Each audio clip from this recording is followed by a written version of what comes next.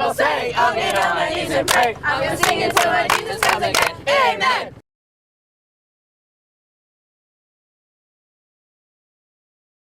This year at Camp Asbury, what we're going to do is each group of campers is going to make a totem pole section. So the totem that you make will be painted by someone else, and the totems that were already made will be painted by you. So this is a group thing.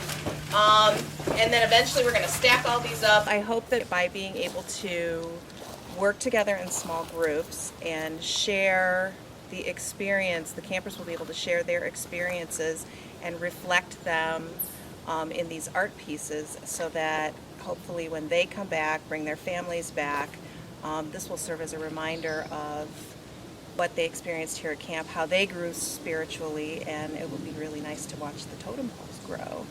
The totem poles will be made in sections by the groups and fired, glazed, and refired, and then what we're going to do is install them on poles and build them up to be really tall and present hopefully a permanent garden here at Camp Asbury.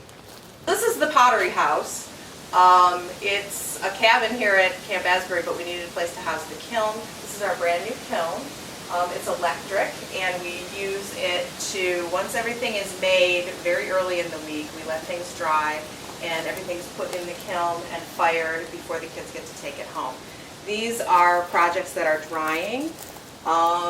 We like to leave them in here when the kiln is firing because, of course, it gets very, very hot in here. Our kiln fires to about 2,200 degrees to change the clay into pottery.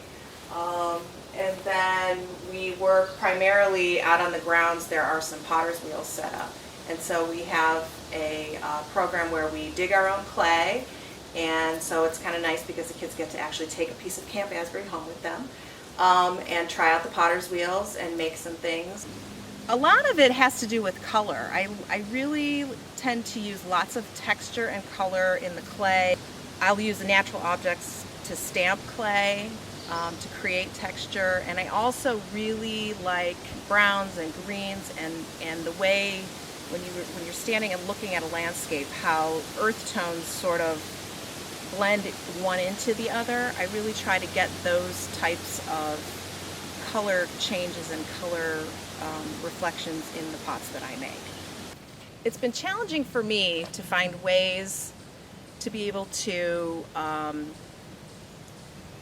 teach the medium of clay in a way that the campers can understand that it really is something that's very basic because of everybody's connection to the earth, and because of how being in a natural environment, it's really natural to be able to take the earth under your feet and to be able to turn it into an art project, an art object, and ceramics seems to be a medium that really contributes to that. And so I have had to learn the techniques, sort of from the ground up, really basic, ancient ceramic techniques, to be able to share those with the campers and say, hey, this is an art form that you can do virtually for free with the things that are around you in nature.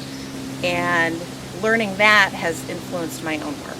It's influenced the types of designs, it's influenced the kinds of artwork that I look at, and the way that I look at artwork and the way that I look at nature, and reflect that in my own artwork.